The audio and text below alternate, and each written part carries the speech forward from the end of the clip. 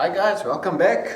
Well, today we will be looking at learning module 6, which is working with fractions and decimal numbers.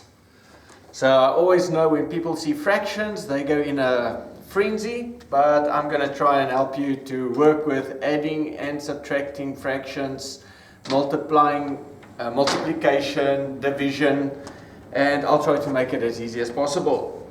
So first of all, what is a fraction? Well, a fraction is just, how can I say, a smaller portion of a whole, meaning the following. Let's say we've got a pie, then we cut the pie up in 8 pieces,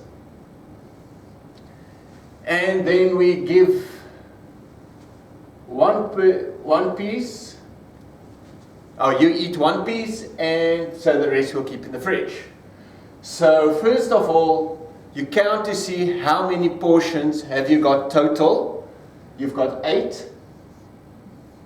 And then how many portions did you take out? 1. So you can basically say that 1/8 of this pie, you've eaten 1/8 of this pie, and then what's left, 7/8 are back in the fridge. So that's the easiest way to explain it. So it's just one portion of a whole. So first of all, I just want to show you how to write the fraction. The bottom, which is called the denominator,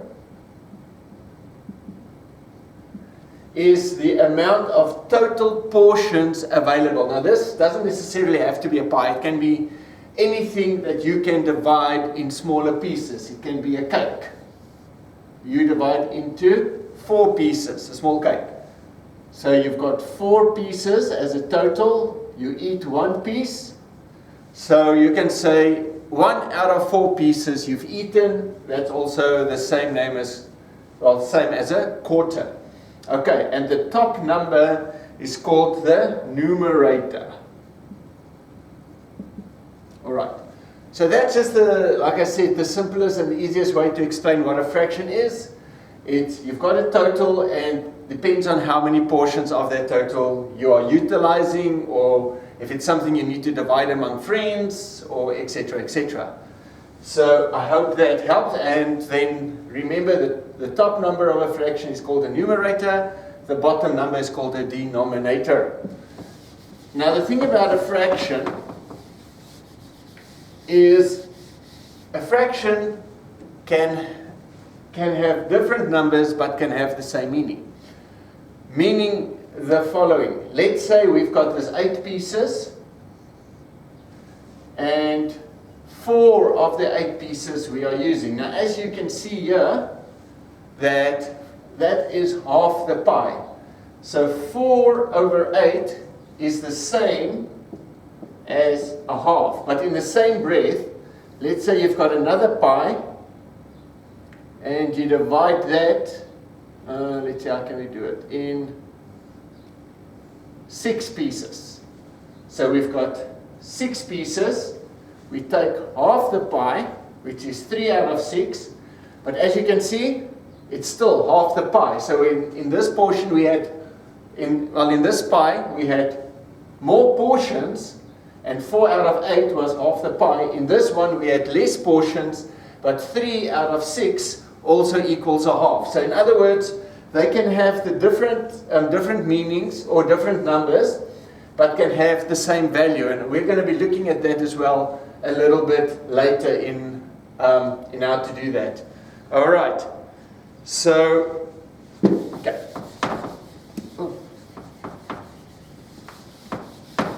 Now why isn't this working properly? Okay. Give me a sec. Sorry, just try to get another. See if I can just wipe this properly. Oh well. Okay. So let's look. So the numbers that we've used and what we've seen so far are called rational numbers. So if you say 1 over 4, that's rational numbers, meaning they actually make sense. You know what a 1 is, you know what a 4 is. It's the same as the integers that we did in learning module 5. So that's whole numbers. All right. Okay. So I've already spoken about the equivalent fractions, as we did earlier, where you've got two portions. Now let's say you've got two portions, but you only use one of those two portions, you only use one, so that will equal a half. So that's basically just what I've already explained. Okay, so let's look at learning example 6a. Okay. Now it says here that we can obtain a series of equivalent fractions. Now what does that mean? Now as long as you multiply the numerator and the denominator with the same amount, that fraction at the end of the day will mean the same as the fraction that you've begun with. Okay, so in other words, what I'm saying, we've got 2/5. So if I've got 2, let's multiply the numerator and the denominator with 2. That is 2 times 2 is 4, 5 times 2 is 10. Okay, so in other words, 4 tenths are the same as 2/5. Now even if you take that one and you multiply that one by 2 again, so 4 times 2 is 8, 8 over 20, meaning that 8 over 20 is the same as 2 over 5. Okay, so as long as you multiply the numerator and the denominator with the same number, they will always bring you back. Well, basically to the beginning from where you started.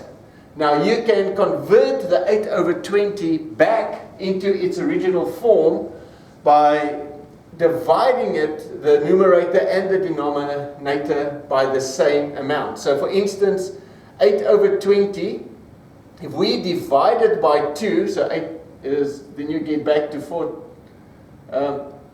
over 10, which you can divide again by 2, which will give you 2 over 5. Or you could have just 8 over 20, because you need to divide it by an amount, or by a number, that 8 and 20 can be multiplied in, or can be divided into it without having a decimal number. Alright, so as we can see here as well, 2 goes in 8 and 2 goes in 20, 4 goes in 8 and 4 goes in 20. So 8 divided by 4 is 2, 20 divided by 4 is 5. So in that way you can actually manipulate the numbers into getting where you want to be. So you just need to make sure that you multiply the numerator and the denominator by the same amount. So you can even do 4 over 9. You can even do negative numbers, so you can multiply it by -3, by -3, and that will give you -12 over 20, -12 over -27. So you can use negative numbers the same, but as long as the numerator and the denominator gets multiplied by the same number. So they will always bring you back to the beginning, to where you started. And also, by working with a bigger number, like let's say this 8 over 20 or -12 over 27, you bring it back to 4 over 9. That is called that you simplified the number. I think it's called, yeah, so it's called simplifying the fraction. So in other words, you need to get it to its smallest possible form, and you do that if you work from big to small. You divide it, the numerator and the denominator, by the same amount, or if you need to go from small to big, you multiply it by the same number. All right. We're going to be doing this in a little bit more detail a little bit later, so I'm just touching on it right now. Okay, so let's look at learning example 6. I've already explained that. So you can multiply it by the same number, numerator and the denominator, or if you've got a big number, you can divide it by the numerator and the denominator, which is called, this process is called simplifying fractions, and you then bring it, it's called you bring it into its simplest form. All right.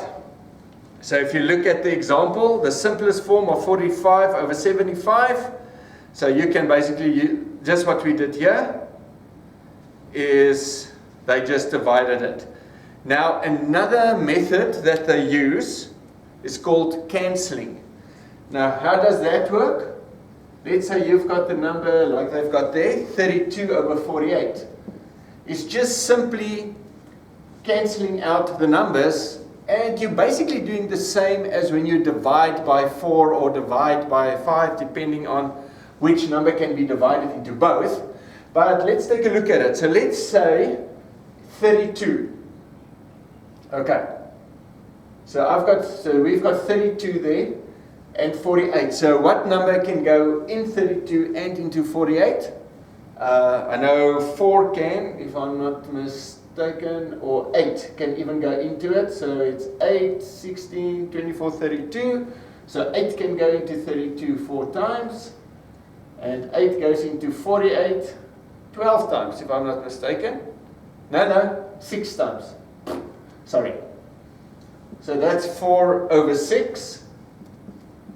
But then you can see this is not the simplest form. You can actually make that a little bit smaller. And so 2 can go into 4 2 times, and 2 can go into 6 3 times. So that'll be 2 over 3. Okay, so obviously that one we cannot make any smaller, so that then will be its simplest form. Okay, so you can either divide it out, or you can just do the multiplication and division thing depending on your question. All right. Great stuff. Okay. So let's see, and then, okay.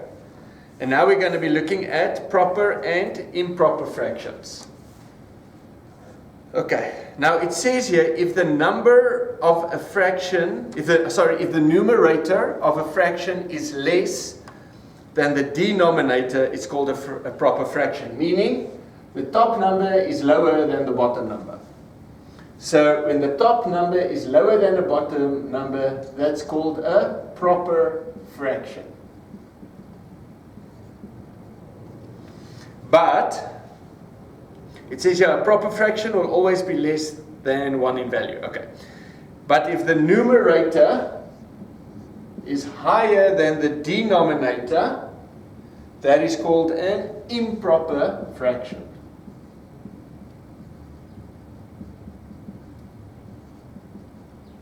Okay.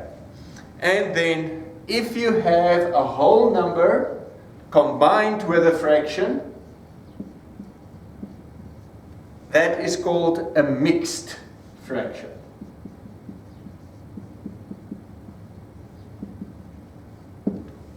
All right. So let's take a look at this again. When your numerator is smaller than the denominator, it's called a proper fraction. When your numerator is higher than the denominator, it's called an improper fraction. And if you have a whole number combined with a fraction, that is called a mixed fraction. Okay.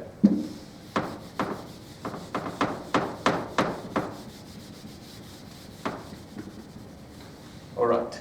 So now that's the explanation of proper and improper and mixed fractions. So now converting an improper fraction into a mixed fraction. If you've got 7 divided by 3. So to convert this number into a mixed fraction, you first need to see how many times does 3 go into 7. So in other words, 3 plus 3 is 6, so it goes into 7 2 times. So how many are left after that? Because 2 times 3 is 6. To get to 7, you've got 1 left. Okay. So in other words, 7 over 3 is the same as 2 1/3. So let's just quickly look again. and how we did that. So you have 7 over 3. So first you say, okay, 3 can go how many times into 7? It's 3, 6. So use your fingers if you have to. 3, 6. So that's 2 times because it's 3, 6, 9, and 9 is over 7. So 3, 6 is 2. And then how many portions are left to make the 7? By saying 2 times 3 is 6. So 6 plus 1 is 7. So that means there's 1 left. So 1 of the thirds are left. Okay. So that is just something you need to go in and practice. So you just say 7, or you can just say 7 divided by 3 is 2. And then how much are left? After that is 1/3. Okay. But that's just something you need to go and practice. And then converting a mixed fraction into an improper fraction.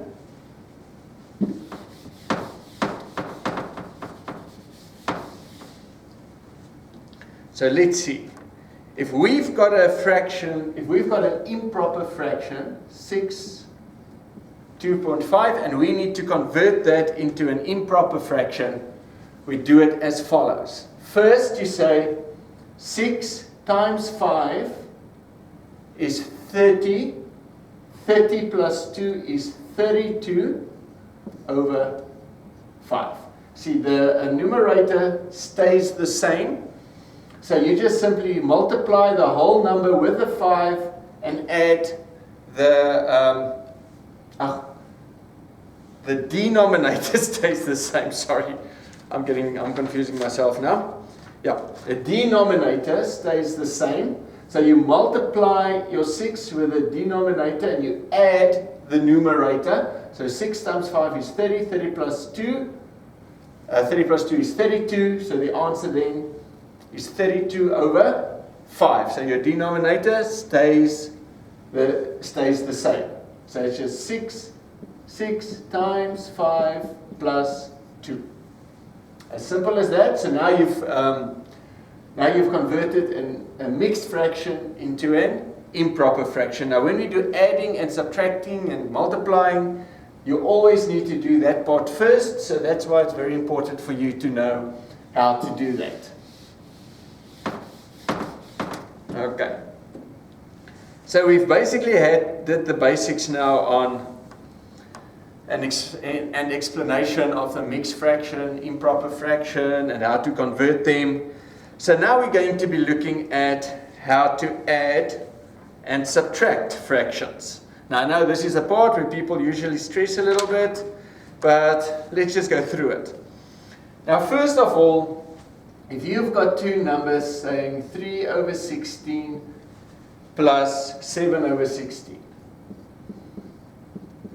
Now that is basically easy because as long as your denominators are the same, you can just simply add your numerators.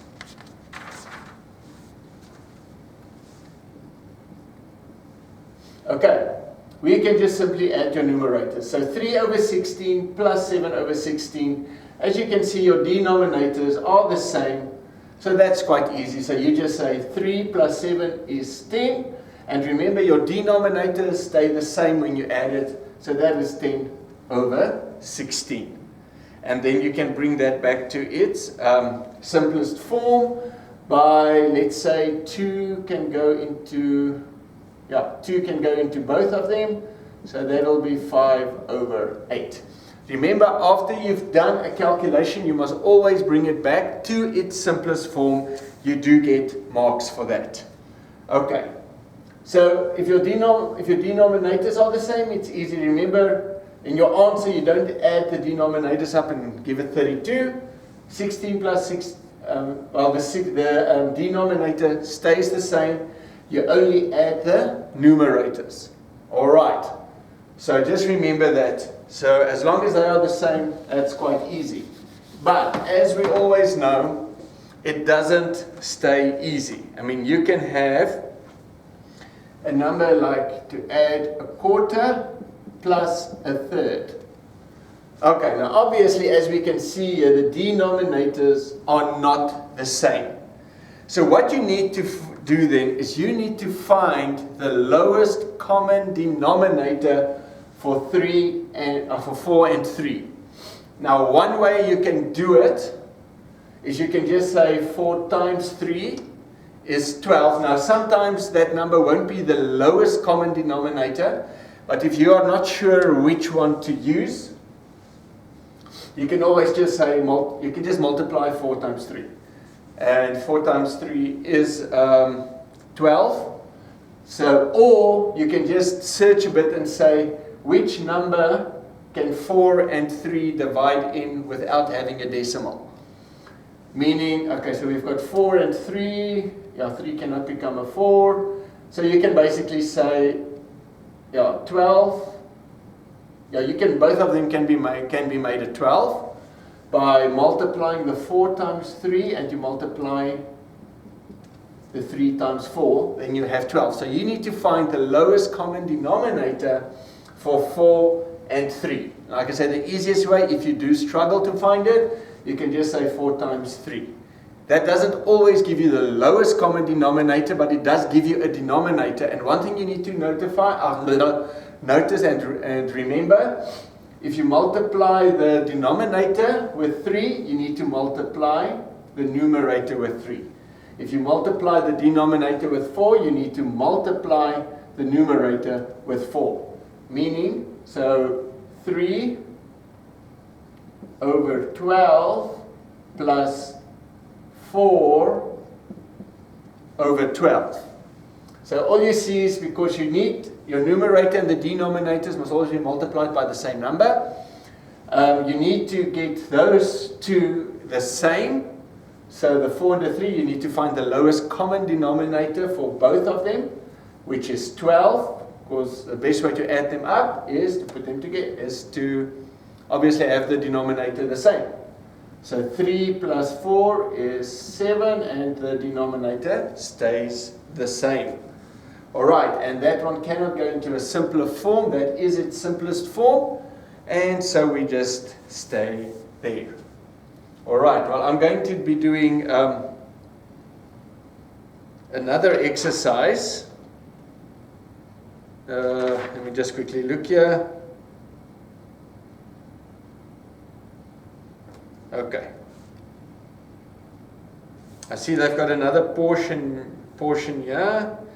Is we can now calculate the fraction. Let's just look at the question first. I haven't even read the question. It says, if Moshe owns a quarter of the shares of a company, Patricia owns a third of the shares, and Cyril owns the rest of the shares, what fraction of the company's shares does Cyril own? To calculate the fraction, we have added the fractions 1 to 3. Okay, so we've already added that. So the full shares is 1. And then you need to minus, because we've already calculated the combined share of the other two. So that'll be 7 over 12. Okay. So in other words, now remember, a whole number you can write as 1 over 1 is the same as a 1. 12 over 12 is a 1. So if you've got a whole number and you see here your denominator is 12, 1 can be written as 12 over 12. Minus 7 over 12, so that'll be 5 over 12. Okay, I know it's a lot of things to take in, but this is stuff that one has to practice, and you need to read your questions very, very, very carefully. Okay, so just remember, if you are working with a whole, like in this question, it's 1 minus a fourth plus a third. The 1 meaning, because you've got 3 people, you already know what portions the other 2 people have, and so then you calculate 7 over 12, and then you just take the 1 minus 7 over 12. Remember, a 1 can be written, because we've already got a denominator, it is 12 over 12, and then just do the calculation. Alright, and remember, the same rules of maths that what we did in Learning Module 5 applies here. Okay.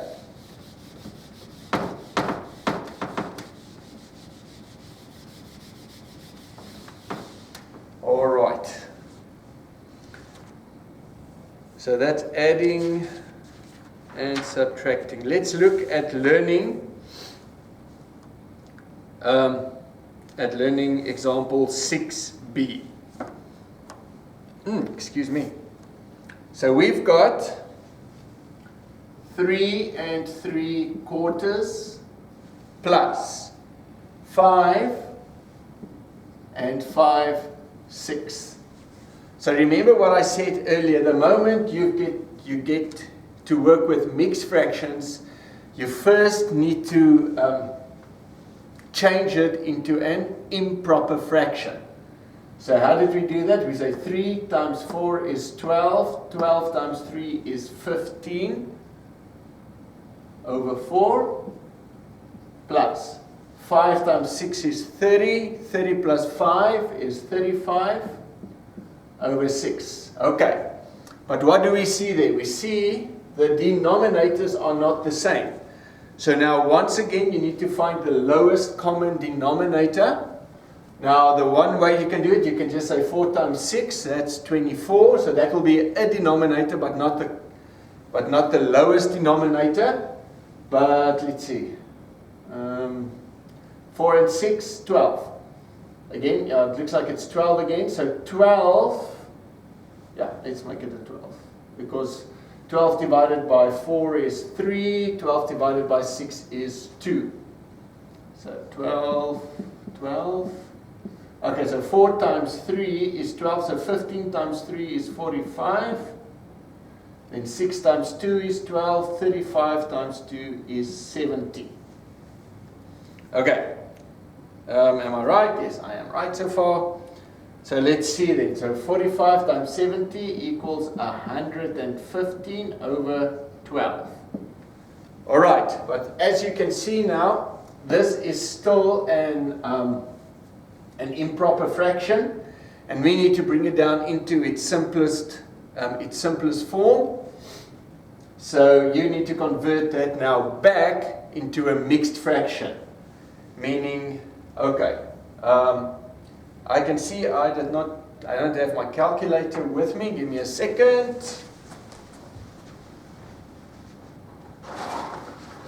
Goodness. Oh, nearly thought I left my calculator at home. Okay, so first of all, we're just going to say 115 divided by 12. That gives you 9. So the whole number then is 9. So let's see, 9 times 12, because 9 times 12 is 108. So 115 minus 108 is 7. So there are 7 out of 12 left. Okay, and then obviously, even if you've got a whole number and you've got your mixed fraction here, your fraction portion can sometimes still be made simpler. In this case, it cannot be made simpler. Your whole number will stay the same, but only you work with your fraction to get that to its simplest form. So hopefully we will get an example like that a little bit later. All right. Okay.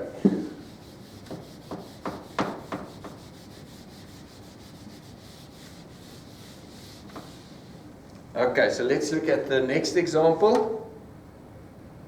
Okay, we've got 2 6 minus 6 1/4. So what's the first thing we do? We've got an improper fraction, we need to change, we've got a mixed fraction, we need to change that into an improper fraction. So 2 times 6 is 12, 12 plus 1 is 13, over 6, minus 6 times 4 is 24, so that'll be plus 1, 25 over 4. All right. Am I right? I hope so. We just check. Yeah, 25 over 4, that is correct. So first of all, now we see again the denominators are not the same, so we need to once again find the lowest common denominator. I'm just quickly going to do an example about what happens if you just multiply 6 times 4. 6 times 4 is 24. See, the lowest common denominator for 6 and 4 will be 12, but I just want to do an example quickly of showing you what happens if you don't do that. So 6 times what is 24? 4, so 13 times 4 is 52. And 4 times 6 is 24, so 25 times 6 is 150. So am I right there? Yes, I am. Okay, so now we've got the denominators the same. So let's just say 52 minus 150, it's minus 98 over 24. Okay, so now we need to convert that back into its simplest form and create a mixed fraction with it. So just remember, if you've got a negative number, the negative will just move in front of the whole number. So it's 98 divided by 24 is 4 point something, so it's minus 4. So let's see how many are left. So now we just calculate 4 times 24 is 96. So in other words, there is 2 over, it's 96, we need to get to 98, so that means there's 2 over 24. But the 2 over 24 is not in its simplest form yet, because both of them can be divided by 2. So that'll be minus 4, so 2 goes into 2 once, 2 goes into 24 12 times, so that'll be 1 over 12. So see, that's the only difference. If you use the lowest common denominator there of 12, you would have skipped that part. But the only thing you need to remember, if you do that multiplication thing, I was saying 6 times 4, and you get to 24, you just need to know that multiply the numerator and the denominator by the same amount, which you had to use to get the 6 to 24. And then you just have to remember at the end of your question, you will need to just simplify it, bring it back into its simplest form. Okay. I hope you are also with me, but you know the drill. If you have questions, feel free to email me. All right, so let's see. There's one more example that I would like to do with you. And that is in practice exercise 6E. Because I found a lot of people seem to battle with this question, so I just want to do that one with you. It says, it's the last question, question number 5. And it says that a builder buys a piece of wood in 15-meter lengths. Okay, so he's got a 15-meter. From one piece, the builder cuts a piece. Okay. Of 1 3/4 meter, 1 3/4 meter, 2.5 meter, and 4 3/8. Okay. So it says a builder buys a piece of wood in 15 meters length. I've got the 15 there. And then from one piece, the builder has cut pieces of 1 3/4 meter, 2.5 and 4 3/8 meters. How much of the wood is left? Okay, so the whole wood is 15 meters long. So we need to deduct. We need to deduct the portions that he is cutting off. All right. So let's just look at it now. Remember your rules of maths: left to right, brackets, multiplication, division, adding, and subtracting. Okay, that doesn't change. All right. So first of all, we have to do the bracket first. So let's say, so that will be 15 minus, okay, so now of course we've got a whole bunch of mixed fractions, so let's change them into improper fractions. So 1 times 4 is 4, plus 3 is 7 over 4, plus 2 times 2 is 4, plus 1 is 5 over 2, plus 4 times 8 is 32, 32 plus 3 is 35 over 8. Okay, so now what do? First of all, it's adding and subtracting, so you need to find the lowest common denominator. So let's quickly do that. Now luckily we've got 4, we've got 2, we've got 8. So 8, I would say that 8 is the lowest common denominator because 4 can go into 8 without any decimals, 2 can go into 8 without any decimals. So let's say it's 15. So it will be 8 plus 8 plus 8. Now because that denominator is 8 and it's already 8, that one doesn't change. So we multiply 2 times 4 to get 8. So 5 times 4 is 20. And we multiply, 2 times 4, and we multiplied 4 times 2 to get 8. 7 times 2 is 14. So that'll be 14 over 8. So that'll be 15 minus, so 14 plus 20 plus 35, let's see, 14 plus 20 plus 35 equals 69 over 8. All right. Okay. So that now, the only thing when you do an original calculation, you will now convert that back into a mixed fraction, which will give you 8 and 5/8. But because we are not done with this yet, because now we need to calculate 15 meters minus that. But now there's a problem because we've got a whole number which is not a fraction, and we've got a fraction. So what do we do now? Is remember, a whole number can be written as a fraction by simply placing it over 1. So 15 divided by 1 is still 15. But in order to do the calculation, you need 2 fractions in order to do that. All right, so that'll be minus 69 over 8. And now once again, we need to find the lowest common denominator. So what will the lowest common denominator be between 1 and 8? Obviously 8. So that'll be 8.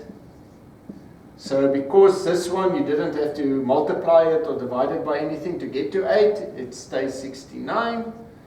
And then 1 times 8 is 8, so you have to multiply 15 times 8. So 15 times 8, I think it's 120, yes. It's 120. So then 120 minus 69 over 8 gives you 51 over 8. But now once again, as you can see, it is an improper fraction. So we need to change that back into its simplest form, which would be, okay, 8 goes into 51. Push my button, it's 6. So now we say 6 times 8 is 48, and so there's 3 8s left. And there we go. So that is just the word sum, and they love to give you stuff like this in the tests and into the exams. So that's why I felt it was important just to give you an idea on how to work with it. So first of all, you've got your 15, then you add the fractions they give you. So in other words, there's 6 and 3/8 meters left after he's done all his cutting. Okay, so the point of all this, and okay, we're going to be doing multiplications now. Okay, so the point of working this, what you need to know is, yes, I am adding to the rules of maths. I'm just going to write it over here. So number 1, you always work left to right. Number 2, you do brackets. Number 3, multiplication and divisions. Number 4, you do adding and subtracting. Okay, that's the first basics. And then when it comes to fractions, adding and subtracting, you find the lowest common denominator. Okay, so first, okay, wait, let me rephrase this quickly first. If necessary, you change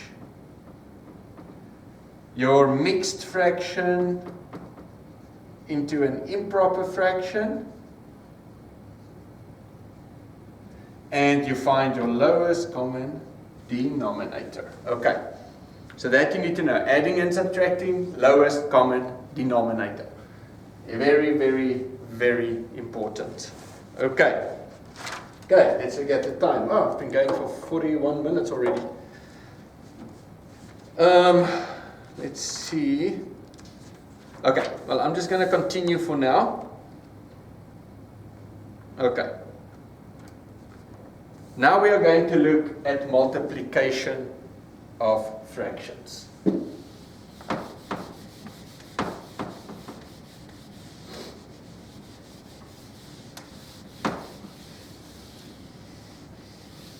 Okay.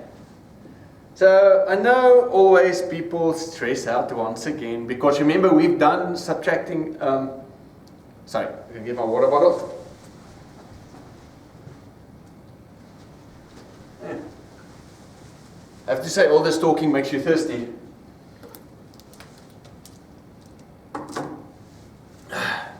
Each of you can have a cup of coffee on me. Alright. So, now we're going to be looking at multiplication. We've looked at adding and subtracting, and the rule with adding and subtracting is find your lowest common denominator.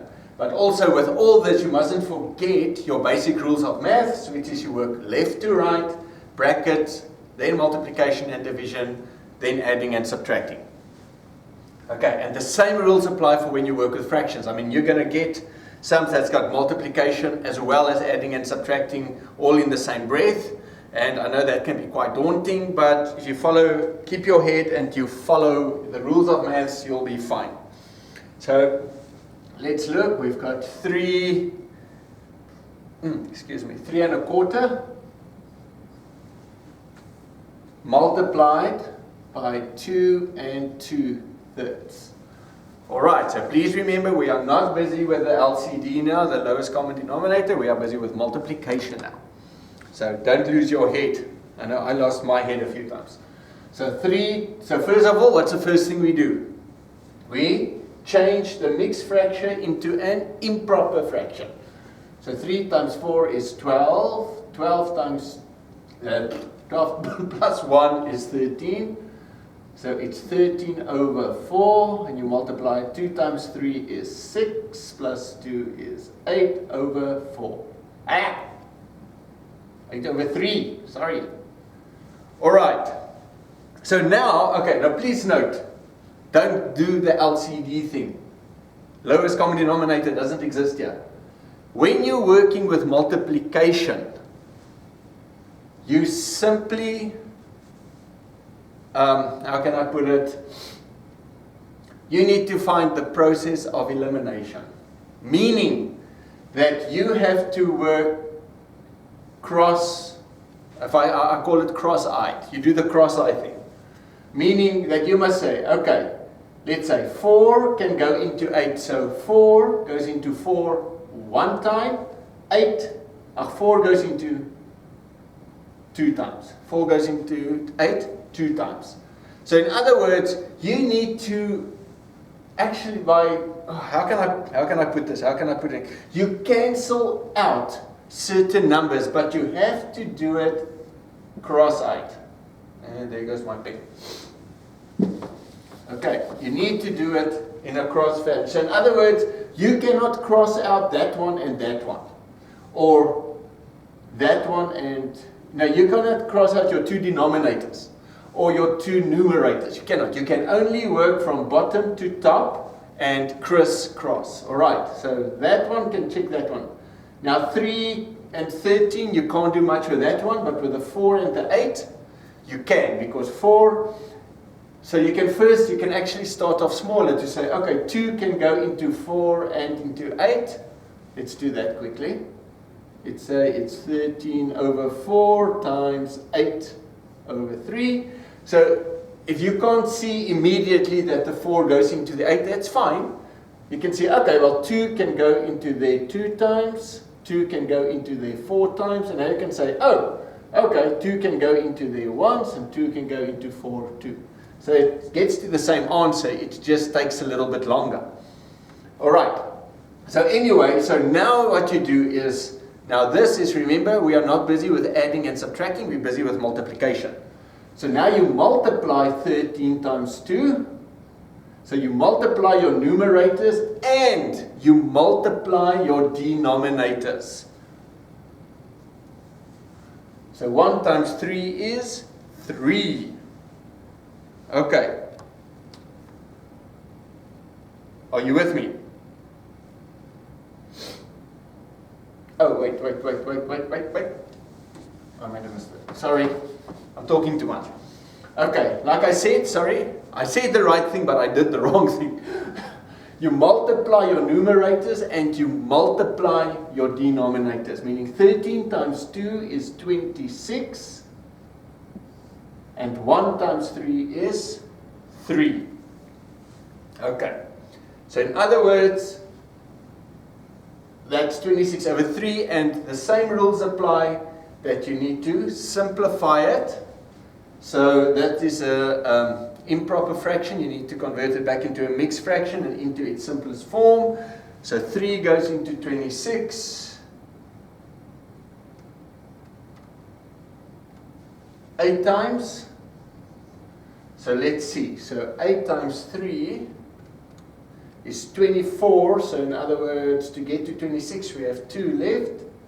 So the answer then is 8 and 2/3. Okay. So remember now, multiplication and division. We've got more rules. Let's write that out. So for multiplication, first of all, I'm just writing here crisscross. Yeah, crisscross, and then you multiply the numerators with each other and the denominators with each other. Okay, so let's do another example.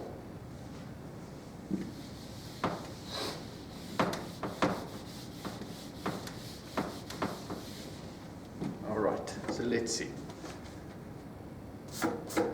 Just want to see how far, because I might do this this lesson in 2 portions, or I can just continue. That's okay. Luckily, you can pause the video, so I'm just going to continue then. All right. So let's look at another example. Now we're working with the negative numbers, so minus 3 3/4. Multiply by 7 1/20. Ooh, that looks like fun. So first of all, what do? Let's see.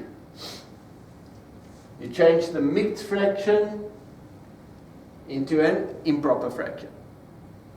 So let's do that. So minus 3, so 3 times 4 is 12. 12.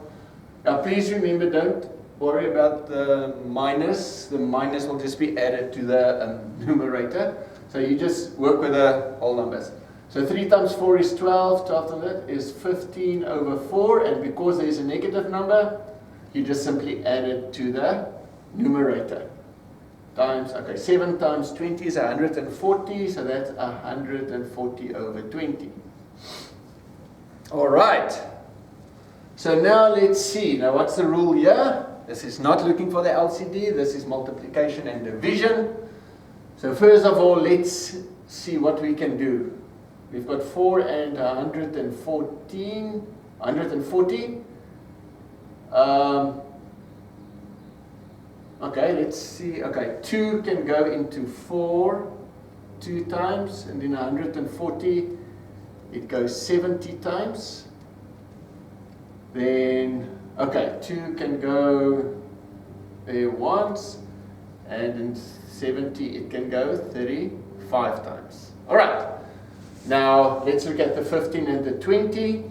5 can go into 15 3 times, and 5 can go into there 4 times. And I think that's about the lowest we can go. Just remember, you work criss-cross.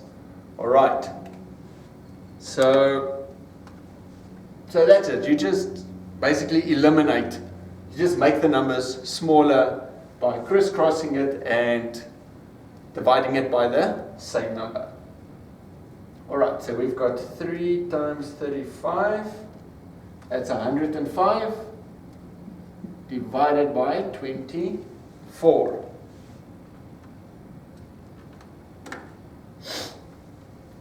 Okay, wait. Something doesn't seem right here. I don't know what. Let me just check. Now 3. Oh, people, why didn't you tell me?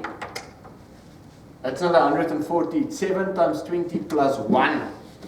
Okay, something did not look quite right there. Sorry guys, that's my, see? You must be awake. Now I just did that example to make sure that you guys are awake. So I hope you guys were, and you were yelling at your computer screen and say, Carlo, what are you doing? So good job there. All right, please don't lose head. Don't do what I just did. Okay, I'll make mistakes so that you don't have to make mistakes. But you need to keep your head. All right. Luckily, I've already written the exam, so I can make mistakes now, but not really. Okay, so 3 times 4 is 12, so that will be minus 15 over 4 times 7 times 20 is 140 plus 1. It's 141 over 20. Now that's where I made my mistake. I forgot to add the 1. All right, so let's just do this. So that'll be 3, 4. So now basically I cannot do anything with the 4 and the 141. So that stays as is. So then we've got 3, or minus 3, now remember the minus 3 times 141, that'll be minus 423, over 4 times 4 is 16. That's better, now it makes sense. So in other words, 423 divided by 16, okay, that's 26.6, so the whole number is 26, minus 26, don't forget. Now the minus, remember we added the minus to the numerator. Now we have to add the minus back to the whole number. So we've got 26 times 16 is 416. So how many are left? 416 to get to 423 is 7. So that'll be 7 over 6. So I just want to write this a bit better. So the answer is minus 26 and 7 over 16. Okay, I hope that was easy enough for you. But remember, don't make my mistakes. Please, I'll make mistakes so that you don't have to. But I do hope that you guys picked up that I did make a mistake. I hope you did. I really hope you did. Okay, so that now is multiplication. So multiplication, once again, convert your mixed fraction into an improper fraction, then do the crisscrossy thingy to see what can be, if you can, 5 goes in there and there.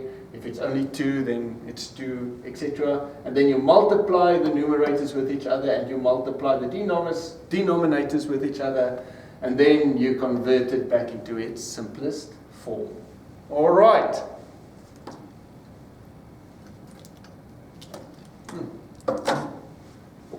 And now we will be looking at divisions.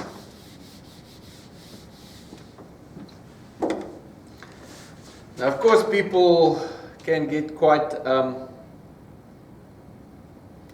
can I say, scared when you get something like this. 2.5 divided by 3 3/4. Okay, Now, first of all, when you see that, please don't panic. First of all, you just follow the rules again. We've got improper fraction, we've got mixed fractions. Let's change it into an improper fraction. So 2 times 2 is 4, 4 plus 1 is 5. Divided by 3 times 4 is 12, and that is 15 over 4. Okay. So now, when you work with division, let's make another rule here. I'm sorry, I'm just writing everywhere right now. Let's say division. We do what they call the reciprocal or the inverse. I call it tip and toeing. Okay. Meaning, you can change the division sign into a multiplication sign if you do the inverse of the number after the sign. Meaning, you can write the same thing as 5 over 2 multiplied by, now you just tip and toe it, 4 over 50. And then you use exactly the same rules as what you would do when you do multiplication. So when you see the division sign, you just simply tip and toe it. You change the mixed fraction into an improper fraction, and then you just change the sign, the division sign into a multiplication sign, and you just turn the fraction after the sign around. You tip and toe it. I just call it, or tip and time, tip and toe, whatever you want to do, you tip and toe. Just doing that. And now, as you can see, now you can just simply follow the same rules as what you did with multiplication. And 3 times 4, I just want to make sure I'm not making the same mistake again as what I did earlier. Okay, so now we're doing the crisscross thing. As simple as that. Back to the same old rules. 5 goes into there once. 5 goes into there three times. 2 goes into 2 once. Goes into there 2. And now you multiply the numerators and the denominators with each other. So that'll be 2/3. See? It's actually not that difficult. Am I right or am I right? So when you see the division, you just simply do that. But let's do one that's a little bit more difficult. And I think, let me just check, the next example combines multiplication, division, adding, and subtracting. Or actually just subtracting, but the same rules apply. All right. Let me just see.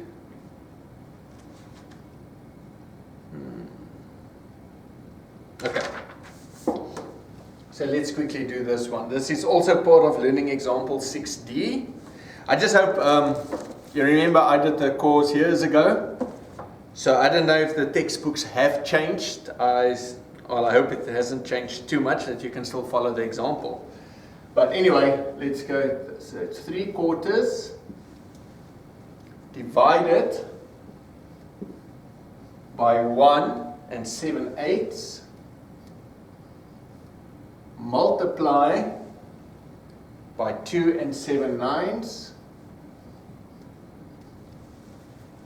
minus 2 1/3.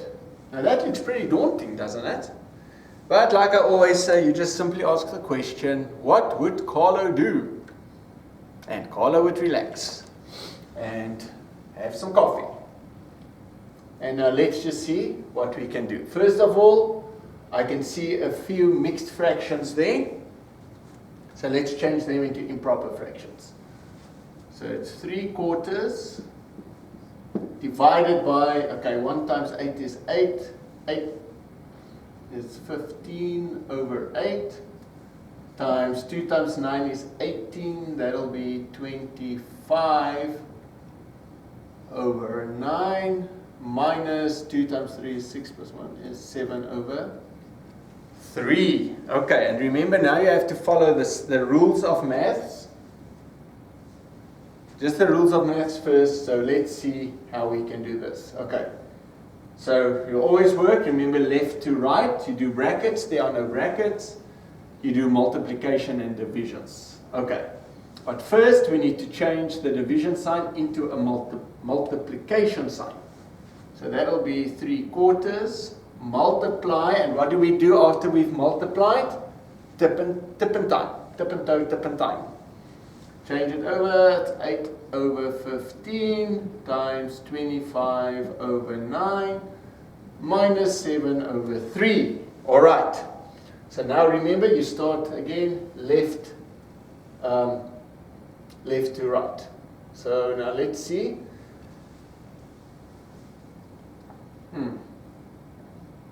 Okay. So let's see how can we do that, because 3 can go into 15 and it can go into 9.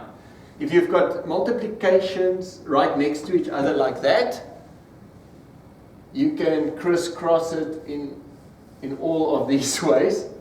So let's just see. Okay, so 3 goes into there once. 3 goes into there 3 times. Then 4 goes into 4 once, and 4 goes into 8 2 times. Am I right? And okay, there are no other ways I can do this. Okay. So now we're just working with the multiplication part. We're not, remember, because adding and subtracting is last. So we are first doing multiplication and division. So 1 times 2 is 2. 2 times 25 is 50 over 1 times 3 is 3. 3 times 9 is 27 minus 7/3. Am I right? Well, I hope I am. If I'm not, I'll do it over. Okay, so now, once again, now the rules are going to change a little bit, because now we need to find the lowest common denominator between 27 and 3. Okay, so obviously the lowest common denominator of 27 and 3 is 27.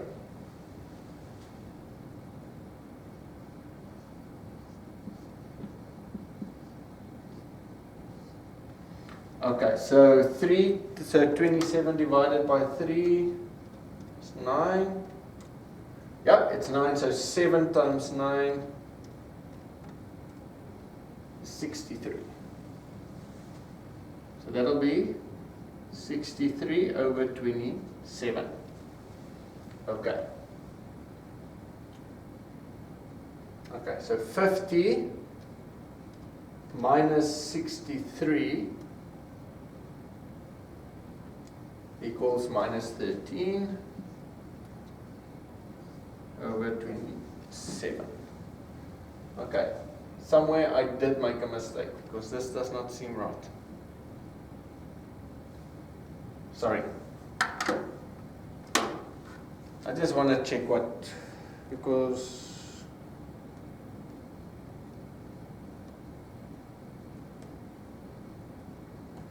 sorry guys, I think I did make a big mistake here. I'm sorry. Okay, sorry, I'm just going to wipe this because I did. Sorry very much. See, even I can make a mistake sometimes. Maybe I should take a bit of a break. We've been busy. We've been at it for over an hour, so maybe I need a break now as well. Okay, so 3/4. I just want to check if I've got this. So that'll be 3/4 multiplied by 8/15 multiplied by, just want to check, yeah, 25/9 minus 7/3. Did I write it right? Okay, so let's see. So I'm just going to check in the book what they did here. Of course.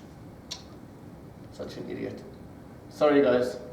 Okay, I did make a mistake, so my apologies for that. When I did this, I forgot one crucial point. Okay, so 3 goes into there 1. 3 goes into 15 5 times. Am I right? Yeah, 5 times. 4 goes into there once, and 4 goes into there 2 times. And now remember, there's a 5 and the 25, so I made the mistake there where I said 3 goes into 15 3 times. Okay, so 5 goes into there once, and 5 goes into there 5 times. That's better. So now we just have 1 times 2 times 5 over 4 times 1 times 9. Is that right? Oh wait. No. 1. The 4 changed into a 1. Sorry, 1 times 1 times 9. Minus 7 over 3. So 1 times 2 is 2. 2 times 5 is 10. 10 over 9. Minus 7 over 3. Okay, and now once again we follow the rules of adding and subtracting. So 9 is the lowest common denominator. So that'll be 10 over 9 minus 3 times 3 is 9, so that's 21. So 10 minus 21 will be minus 11 over 9. And then that will be minus 1, 2 over 9. Okay, sorry about the mistake. That was my bad. But that just also shows you that you need to practice this stuff a lot. I haven't done this in a while. So we need to practice this stuff a lot and keep your head about what's going about. All right, see if I can make a mistake. Then, and I usually don't make mistakes like this. So, okay. So just remember when you've got a lot of multiplication, 3 goes into there once, and just make sure that when you cancel them out, that you cancel it out correctly. Don't do the same mistake as I just done, and then just follow through with your calculation. All right. So I hope you guys understood now what I did. And once again, I hope that you guys saw the mistake I made before I saw it. So I trust you did.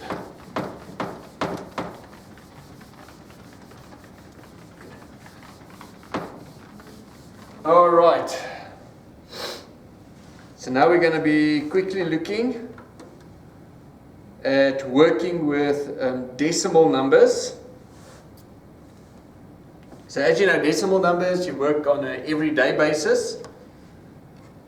And yeah, I mean, when you go shopping, you buy stuff, you've got all your decimal, the thing costs 29 Rand and 55 cents or something like that, or 560 Rand and 95 cents. So you work with decimals all through your life. So how to convert? So let's look at the fraction 35 over 100. Okay. So dividing by 100 is actually easy. So 35 divided by 100, you just punch that into your calculator.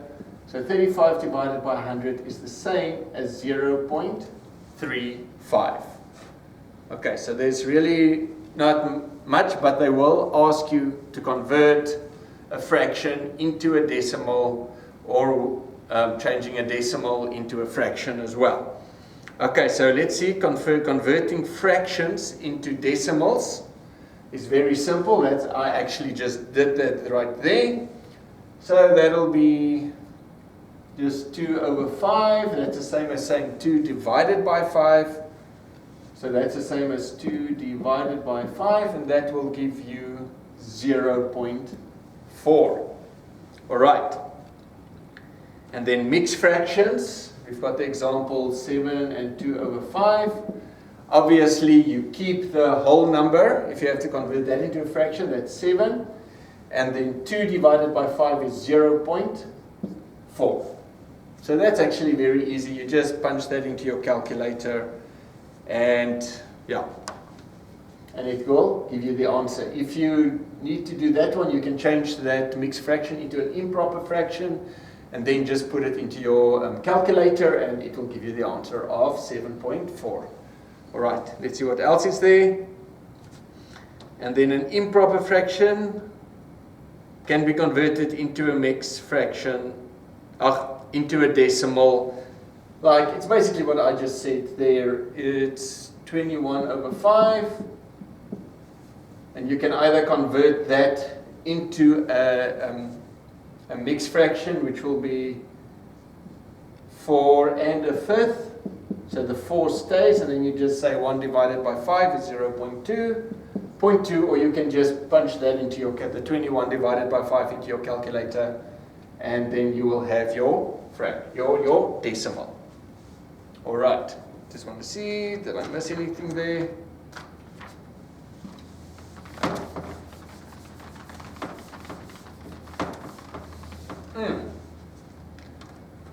Right, let's see now.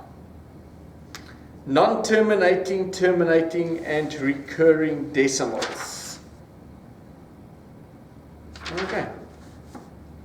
So convert the fraction 22/7 into a decimal using a calculator. That's easy. You just say 22. Let's talk about 22 divided by 7, which is also pi when you work with circles. So Google that. 22/7, the answer there is 3.142857.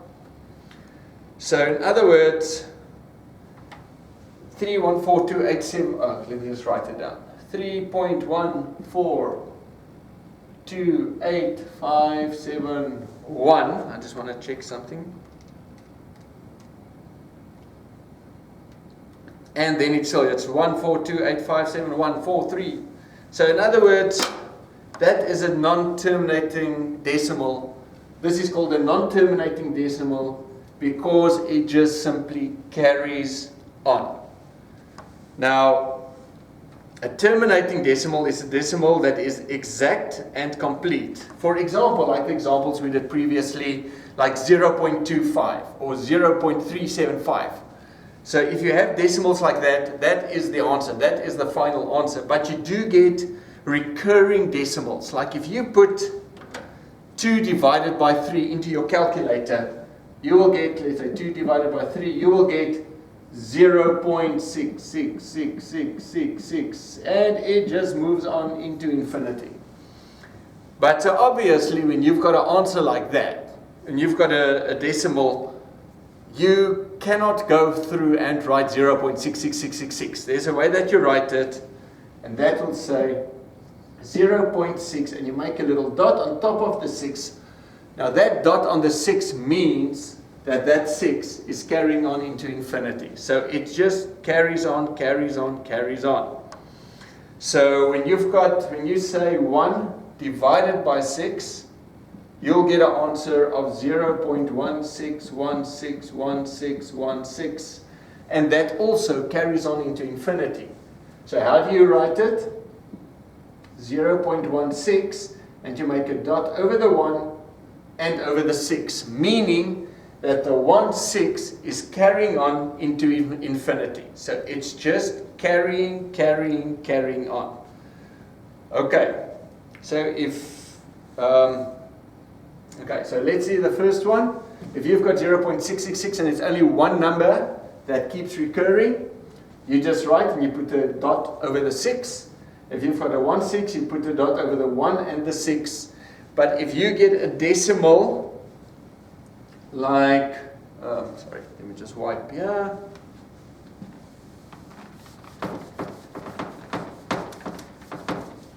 But if you get a decimal like the following, saying 28.478, right? 478947894789.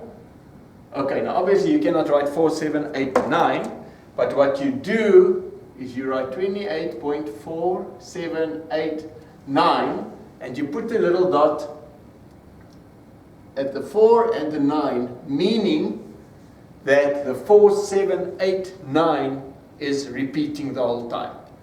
Alright, so if you've got one number, you just put the dot on top of that number, 0.6.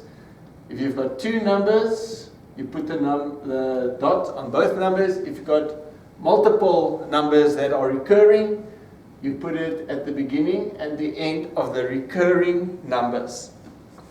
Alright. Okay, I just want to see. Yes. Alright, great. So let's look now at converting decimals into fractions. Oh, man. Alright, where are we now? Just want to see how far are we from the end.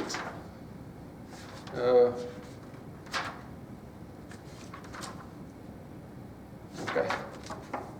Converting decimals into fractions. So it says we can convert any decimal to a fraction by determining the place value of the last digit in the number. And using that number as a denominator of the fraction. The digits of the decimal becomes the numerator of the fraction, for example. Okay, so all that means is if you've got one 0.25, you just simply, you see after the dot, you've got two numbers, so that means it's 25 over 100. Okay, it's as simple as that. If you've got 0.125, you can see there's three numbers, so that'll be 125 over 1,000. So then you can just simply convert that into fractions by 25 goes there once, into there 4 times, so 0.25 is the same as 1 over 4. So just a simplifying, and then 125 over 1,000 is the same as an eighth. Okay, so the simple thing you do then, you just see which place value that is. If it's 2, that's hundreds. If it's 3, it's thousands. If it's 4, it's 10,000s, etc., etc. So that's how easy it is to convert your decimals into a fraction. You just need to check which point your place value is after your comma. And then just put that number over 100 or 1,000 or 10,000, depending on what it might be, and then just simplifying it back into its original form. All right, great.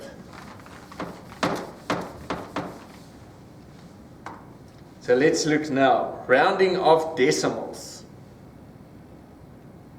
Oh boy, let me see. Okay, sometimes we have to reduce a large decimal fraction to a more meaningful number by rounding it off. So they give us the example there.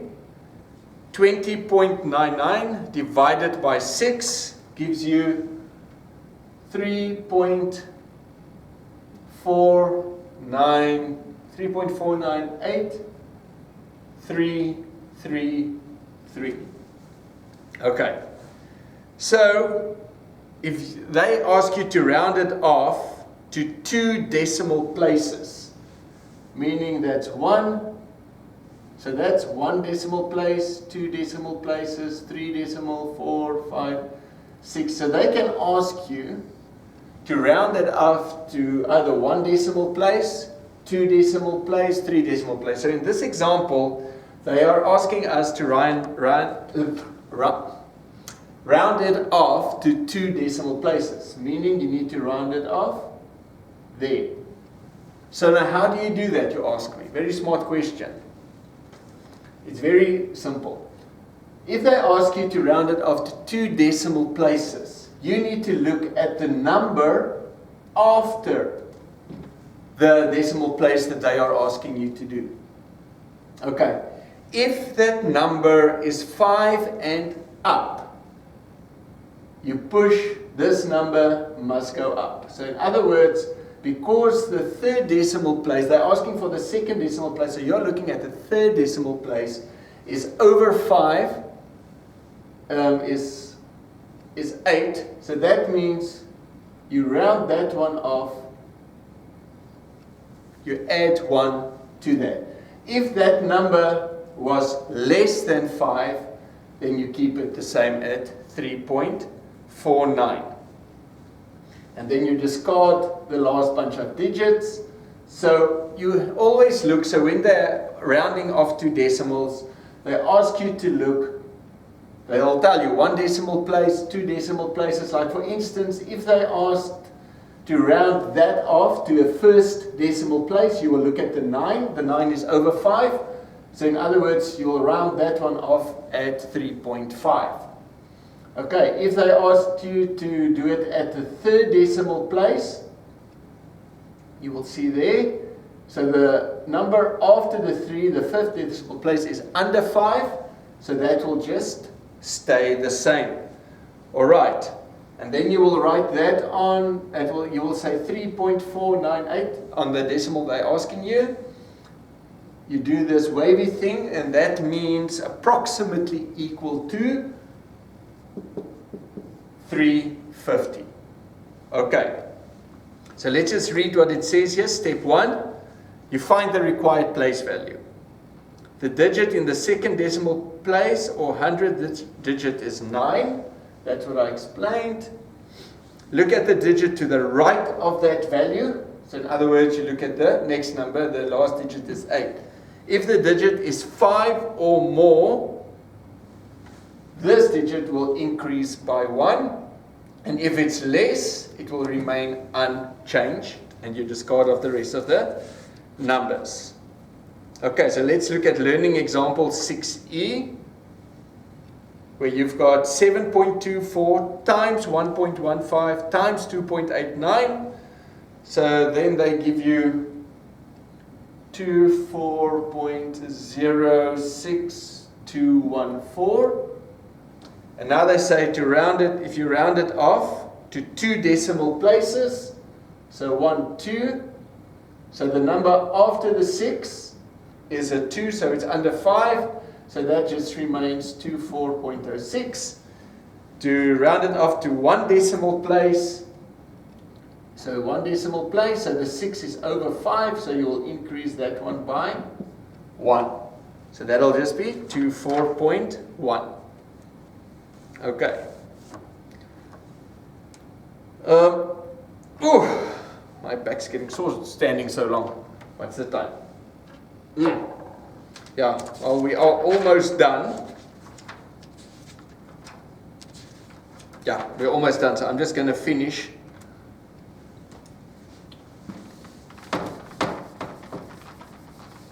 Finish up, yeah. All right. Calculations with decimal, addition and subtraction of decimals. So if you've got the addition and subtraction of decimal numbers are very much the same as adding and subtracting whole numbers. If decimal numbers are written below one another in a column, the decimal points must be aligned. Meaning, the example they've given us is 4.563 plus 75.06 plus 0.0813. So when you add or subtract these numbers, you will write 4.563. So the important part is you need to ensure that your decimal point are all underneath each other. Like the following one is 75.06. The following one is 0.0813. Okay, so when you do that, if you add that up, that'll be 3, 4, 6 plus 6 is 12, 12 plus 18 is 20. So 0, the 2 goes up, that's a 7, 9, 7. Okay, so when you add and subtract decimals, just make sure your decimal point is exactly underneath each other, and the same goes for subtractions. All right. Okay, that's actually easy, and since you can just type this into your calculator, you don't really have to do it manually unless they ask you to. Then multiplication and division of decimals. That works exactly the same. Just make sure your decimals are underneath. You will not be asked to do this manually, so they will just ask you to multiply, do it in your calculator. But sometimes there is a way of doing it easier, like if you multiply by 10, 35745 times 10. If you multiply by 10, you just simply move your decimal point one step to the right. If you multiply by 100, you move your decimal point two steps to the right. And if you multiply by 1,000, you move it, you get the point, you move it 3 points to the right. Alright, so if you can see the example, 35.745 times 10, it just simply moves 1 up, times 100, moves up 2 to the right, 1,000. The same goes if you've got 0.0864 times 10, it just moves up 100. So that's simple enough. If you divide by 10, when we divide by a power of 10, or we move the decimal point to the left. Remember, division is the opposite of multiplication. So if you've got 75.754 divided by 10, you just move it to the left. 1. If it's by 100,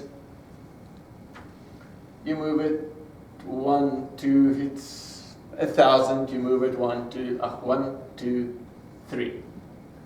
Alright, so there's nothing really funny about that.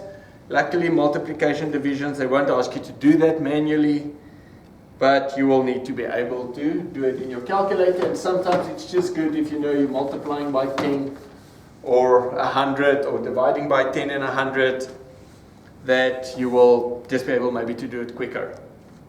Okay, we are almost done. So let's look at conversions between related units and different measuring systems. Scientific notations and mathematics.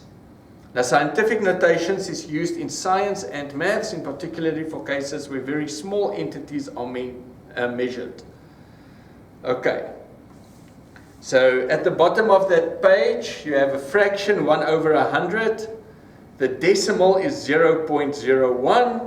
And the scientific notation for 1 over 100 is 10 over minus 2. Okay, so now I'm just going to show you a simple way in how to calculate these things. Okay, let me just get my other book in. Alright, I'm going to look at learning example 6F. So, if we've got a number minus 53, 0, 0, 0. Minus 53000. Okay, your answer will contain, because you need to get basically to the point of between, how can I say it now? Between those two numbers. So your answer will contain, first of all, minus 5.3. And then you have to multiply it by 10. Now, when you have to move the decimal point to the left, please follow me here. You move it 1, 2, 3, 4. See, 5.4. That'll be a positive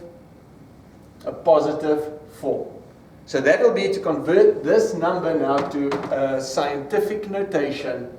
If you move it, if you've got a number and you need to move the decimal point, because remember this can be written as 0.00.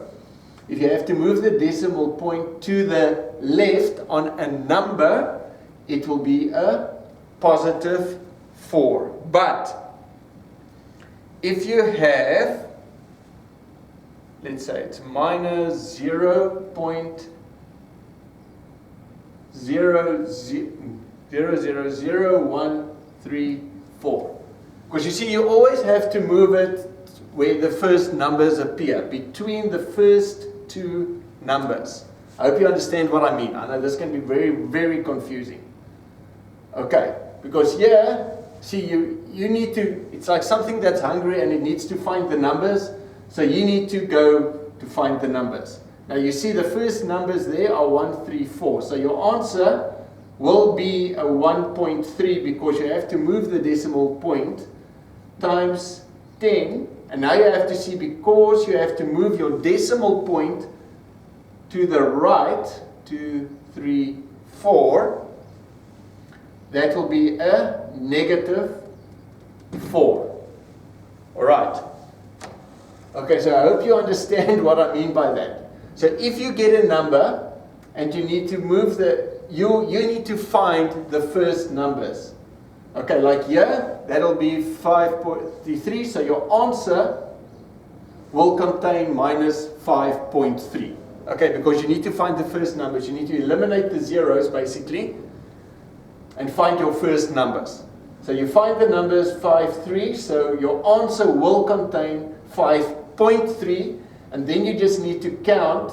If you moved it to the left, 1, 2, 3, 4 spaces, it is a positive 4. But if, like in this case, you need to find the first numbers, so it's minus, so it will be 1.3. Your answer will contain a 1.3, and because you had to move it to the right, your answer will be a negative 4.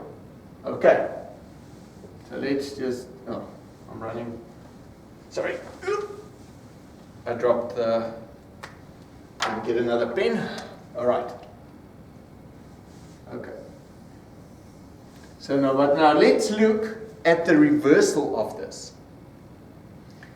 If you've got 7.87 times 10 to the power of positive 5. Okay. So first you see over here, when we took the number and we converted it to the scientific notation to a positive 4, we had to move left. So in order to reverse this, now we need to move right. So we need to move that dot 5 paces to the right. So that'll be 7, 8, 7. So it's 1, 2, 3, 4, 5. Okay, so that now we do the reversal of what we did previously, and we move to the right. So over there, so if you have a number, you move to the left, it's a positive number. When you've got the scientific notation and you need to convert that back into a number, you move to the, you do the opposite of what you did at the top, and you move to the right. The same goes for if you've got 5.5 times 10 to the power of minus 3. All right. So now, remember what we did here. We moved, when we had the number and we converted that into the scientific notation, when we moved to the right, it was a negative 4. So in other words, we've got a negative 4 here. So now we need to move to the left. So that's 3, so it's 1, 2, 3. So that then will be 0.00555. Okay, so 0. Yeah, so that'll be 1 to the 3, because now we're moving to the left. Okay. I hope you guys understand this. I know this can be quite a mouthful. Let's just look at that again. So, if we've got a number, you need to locate, obviously, where the first numbers appear. So that'll be 5.3, and you need to put your dot, your comma, or your decimal point, whatever you want to call it, in between the first two numbers, and then you need to see, did you move left or did you move right to get to that point? So that'll be 1, 2, 3, 4. So when you have a number and you're converting it to a scientific notation, and you move to the left, it's a positive 4. If, like in this case, you need to find the first two numbers, not the zeros, the numbers, and you move it there. And if you move to the right, that'll be a negative number 4.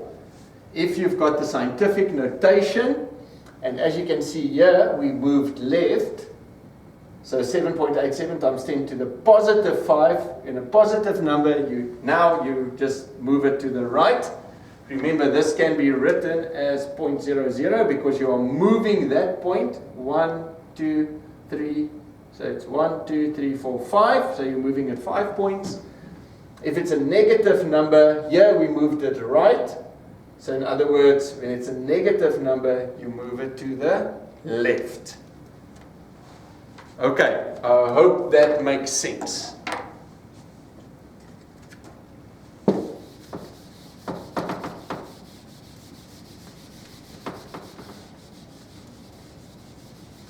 We are almost done. Luckily, you guys can take a break and pause the movie or the lesson. I need to continue. Okay, so remember, do practice exercises and practice that stuff. Now the uses of prefixes.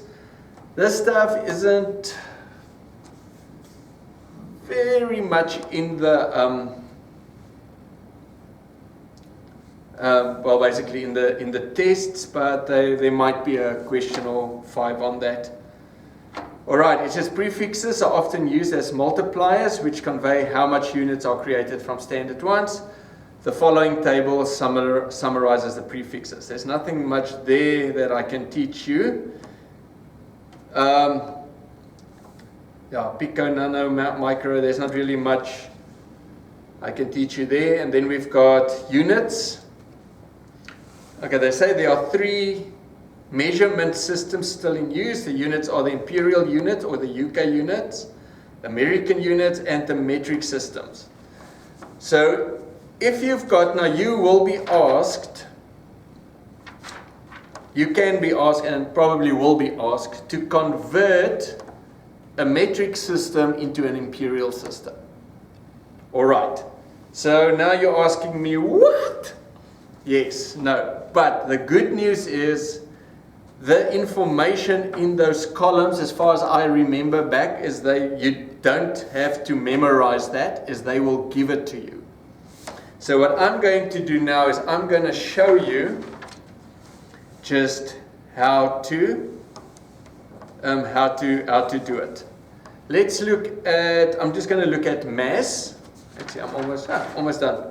I'm just going to look at mass. I'm going to do one example, 1 or 2 examples. But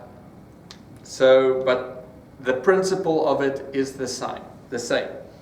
If they say, for instance, they say 1 gram is the same as 0.0353 ounces. Then they can ask you and say, okay, if 1 gram is 0.0353 ounces, how many ounces will 10 grams be? Well, if that's the case, it's simple. All you say is, you just take 0.0353 and you multiply it by 10. But they can also in the same breath ask you, how many grams would 1 ounce be? Okay, so now we're going to come back to, I don't know if you remember my last lesson, but I did give you a little formula that says x over x equals y over y. So first of all, let's look at, I'm going to use the same example. So the x's will be the grams.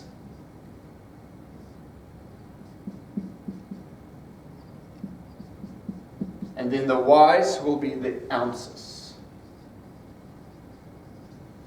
So first of all, they give you the top line, which is 1 gram equals 0.0353 ounces. Right.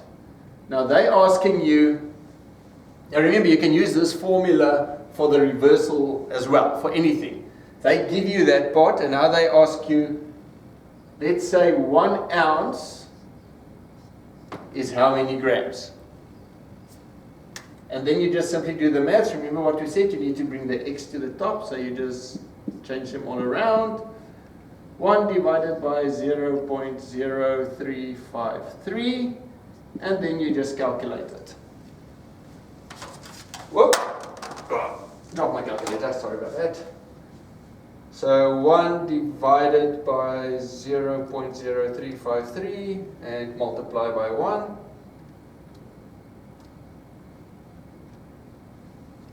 So then that would be 28.33, I'm just going to round it off, 28.33 grams. Okay, so whenever they give you something like that, you can use that formula. Remember, as long as there are two variables, so they are asking you, because they give you 1 gram is so many ounces, so 1 ounce will be how many grams. And then you just do the formula, you do the calculation, and then you arrive at your answer. And then lastly,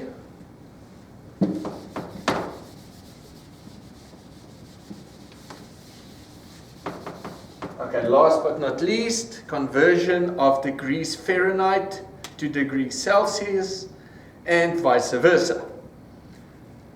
Okay, so now once again, okay, one thing I'm going to tell you, there are a lot of formulas for business literacy that you will have to know for the exams. They don't give you the formulas.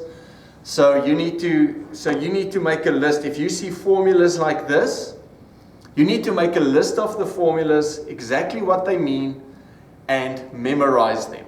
I know that's something you don't really want to hear, but believe me, there's a lot of questions in the exams where you must know these formulas. And we're going to be looking at that as well when we do learning module 7 up or wherever, yes, 8, when we get to interests and stuff like that. So make a list and start memorizing these formulas. So if you've got degrees Celsius, you use the formula F minus 32 over 1.8. And degrees Fahrenheit is 1.8 C plus 32. Okay, so in other words, if they say you've got 96 degrees Fahrenheit, how many degrees Celsius will that be? What did I say? 96. All right, 96. So all you do is you just fill in the Fahrenheit. I said 96 minus 32 divided by 1.8. So you just simply fill that in there. So it's 96 minus 32 divided by the 1.8. Yeah, see 96 minus 32 divided by 1.8. That's 35.6 degrees Celsius. Okay, so they give you the Fahrenheit. You just simply put the Fahrenheit into the formula and calculate it. And if you've got 35.6 degrees Celsius, I'm just going to do the reversal, it's 1.8 times 35. Okay, yeah, well, remember I rounded it off, so the answer might differ slightly. 35.6 plus 32. So then you just 1.8 times 35.6 equals that, plus 32. And that gives you 96. It says 0.08, but remember I did round off.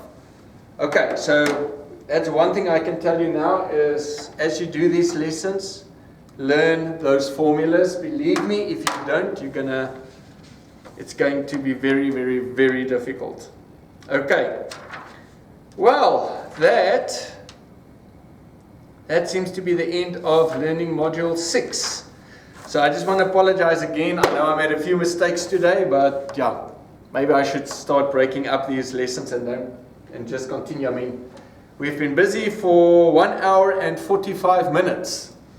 Okay, so sorry about that, but I hope you guys saw the mistakes I made and told me about it over the screen.